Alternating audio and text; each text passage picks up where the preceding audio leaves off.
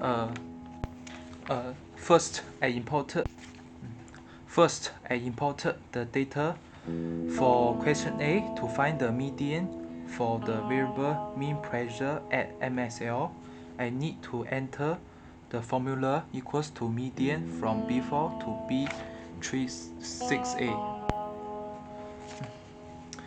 Then for the mean of dew point, I enter another formula which is equals to average from F4 to F36A.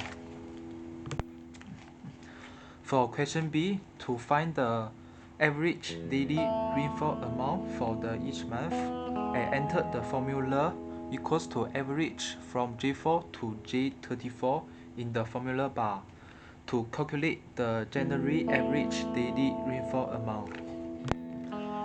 Then I repeat the process for the other months.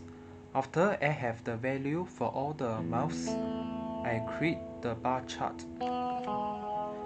I highlight the table and click the bar chart icon, and the chart is generated. I decided on the design I want and put in the labels. For question C, the process is same as the question B. I find out the average daily mean temperature for each month. After I get the result, I generated the bar chart and put in the labels. For question D, based on the answers in B and C, I record my findings and describe the two bar charts. For question E, I need the sample mean, standard deviation, sample size, and Z alpha over 2 to find the upper bound and lower bound.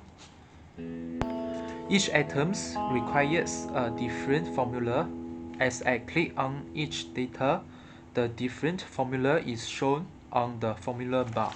The formula for sample mean is equals to average from C4 to C36A.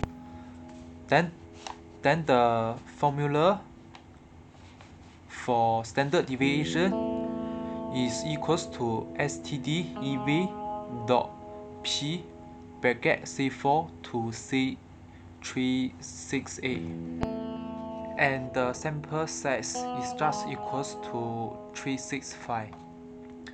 Then the formula for Z alpha over 2 is equals to normal dot S dot ANV bracket 0/975.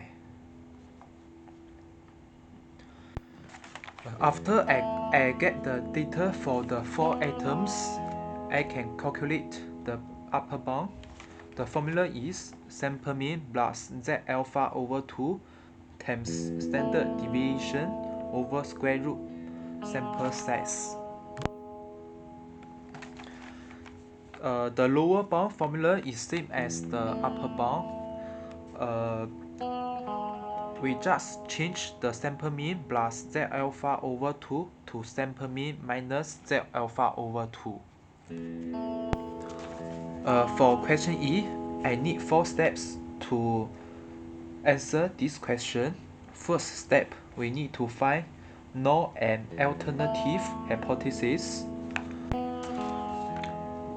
1E is H0, population mean greater and equals to 31/7.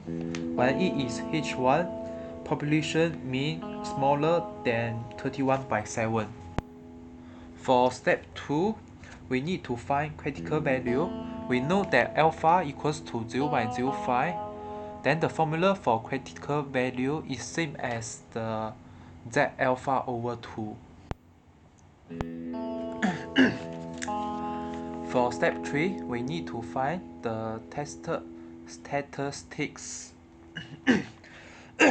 So the formula is sample mean minus 31/7 over standard deviation over square root sample size.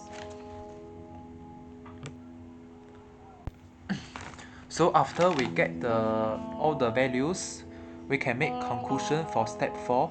Since 2/5 greater than 1/6, it does not lay in the rejection region. We do not have sufficient evidence to reject the null hypothesis at 5% level of significance.